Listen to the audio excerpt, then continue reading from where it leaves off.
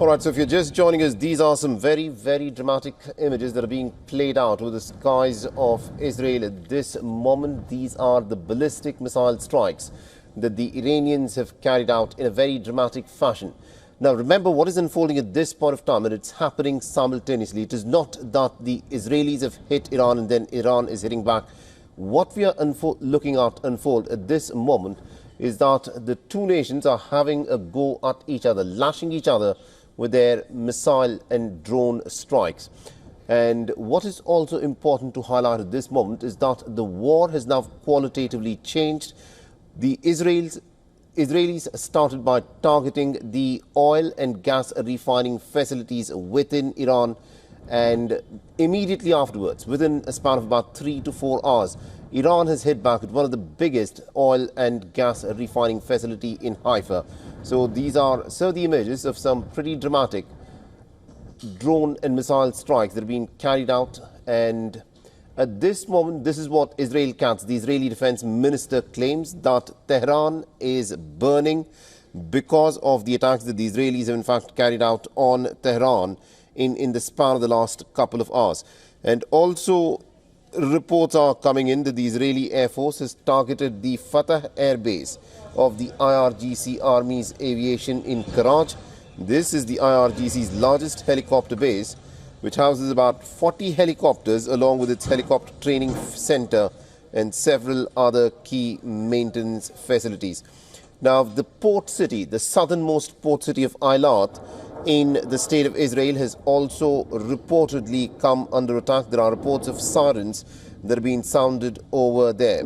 And apart from this, the Syrian airspace remains closed until Sunday. So does the Jordanian airspace. Remember, the Jordanians have in fact made good their relations. They've recognized the state of Israel, and they were one of the first people who, of course, normalized their relations with the state of Israel. And therefore, Jordan is a close ally of the United States.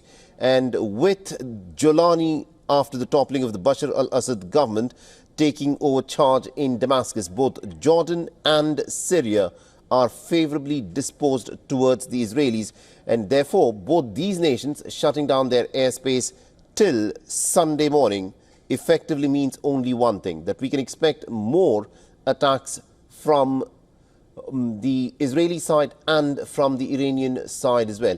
These are some very, very dramatic images that played out a little while back over the skies in Haifa. Let's listen in to the impact of what it was like under the skies with these ballistic missiles flying over them.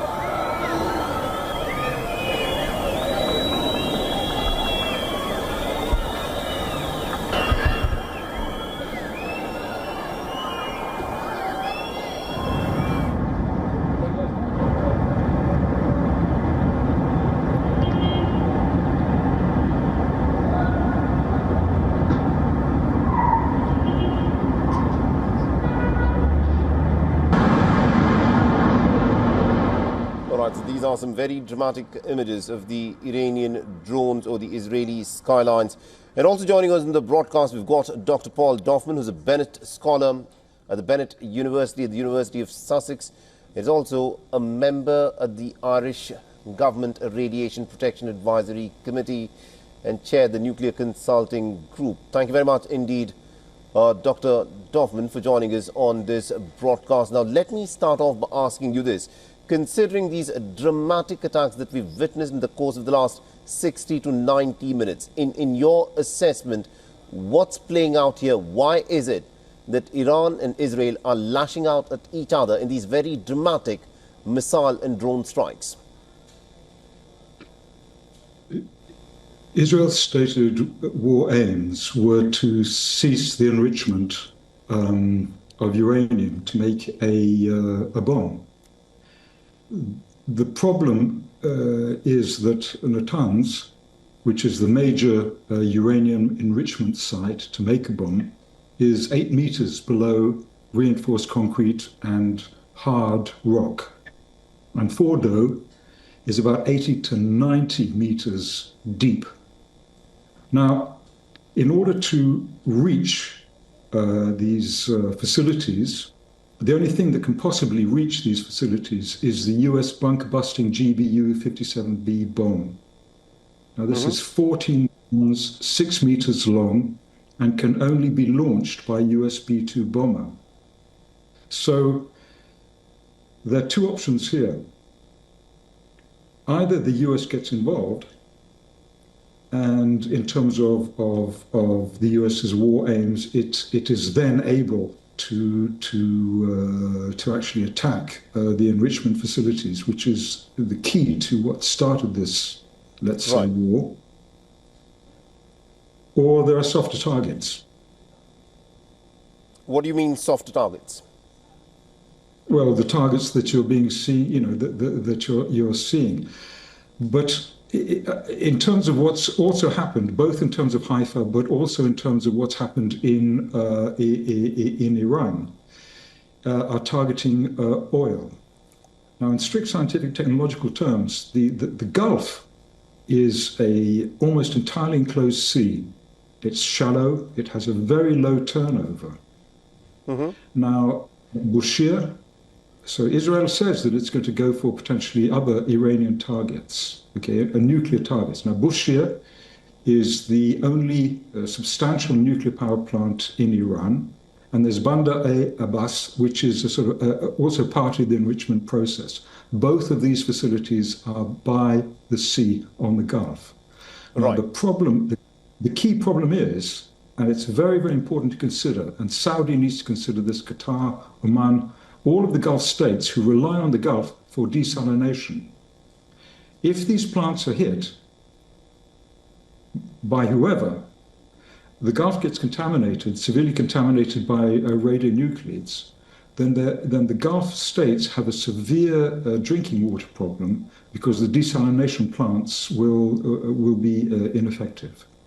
I think you're making a very logical point there, that if these nuclear facilities are hit, it can contaminate the drinking water sources of the entire Gulf region. But I'm pretty sure that the Israelis, who started off with Operation Rising Lion, a name with clear biblical connotations there, which is also backed by the United States of America, is not thinking about the nitty-gritties of whether people will have a source of clear drinking water that is not contaminated with nuclear radiation. In terms of what we are witnessing, this is a hot war, and the Israelis since this evening have struck some of the oil and gas refining facilities within Iran, for which the Iranians have responded by hitting back at the oil and gas refining facilities that Israel has in Haifa. The question that I want to ask you is this: what do you think this will do to the price of oil, and what will that impact be on the global economy? Okay, the price of oil clearly is absolutely key here, and also there's the question about what's going to happen in terms of how to get the oil out of the Gulf as well too, because Iran can presumably shut off.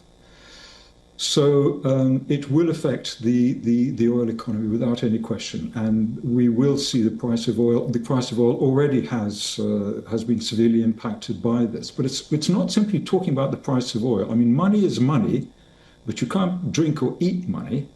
Now, in terms of the recent attack on the Gulf, the Iran oil refineries, that also contaminates the Gulf as well too. Now, you have to remember that the Gulf is it's a very shallow sea, you know, it's 30 meters deep.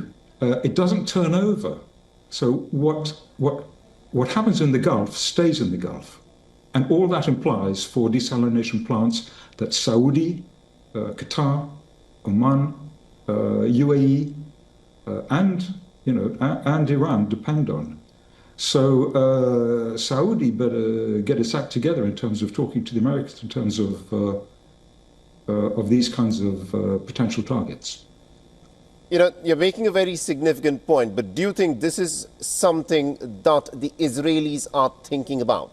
Because when Netanyahu spoke earlier this evening, he was clearly indicating at a regime change that he wanted to bring about in Tehran with the help of the Americans. What that means is an all-out war between Israel and Iran. Israel, without doubt, is a nuclear nation. Iran has enriched to, what, 60%? Now, 60% is still bomb-making material. Okay, if you want to talk about mutually assured destruction.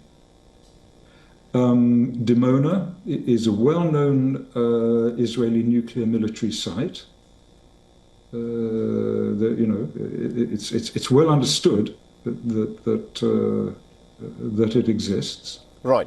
So basically what we're seeing here is a ramping war that is escalating, and it's a very, very dangerous situation. People really need to think about where their priorities here and take a step back. Interesting. Now, the Israeli Prime Minister Netanyahu, Benjamin Netanyahu, who's been a very, very open critique of the Iranian government for the last 30 years. He's been out and about saying that Iran is very close to making a nuclear bomb. He's been saying that for the last 30 years, saying that Iran is just weeks away from making a nuclear weapon. But Iranians insist that they have no intention of making a nuclear weapon. The only thing that they are interested in is, having a civil nuclear program, although it is widely now acknowledged that the Iranians have managed to enrich uranium to a purity of 60%. With that being what the Iranians have, how close, in your assessment, do you think is Tehran to having, if not a proper nuclear weapon, at least a crude nuclear weapon with which it can use mutually assured destruction as a deterrence against the Israelis, who are a nuclear weapon? Okay, one needs to learn from history here. Pre-Trump, pulling out of the JPOA, which was the interstate agreement to verify Iran's enrichment, all signed, sealed, and delivered. And 2018, Trump pulled out of that. At that time, Iran had 149 kilograms of enriched uranium to 3.67%. Right. So 49 kilograms to 3.67%, which is the number that you need for a civil nuclear plant. Now, we know what's happened since then. So to a certain extent, one can argue that perhaps this whole problem is potentially created by Trump's actions back in 2018. Now, we are where we are in terms of a viable nuclear weapon. There are all kinds of, variations that one consider, whether that's dirty bombs or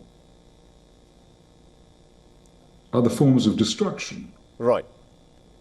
However, a kosher nuclear bomb needs about 80 to 90% enrichment, and it needs a delivery vessel.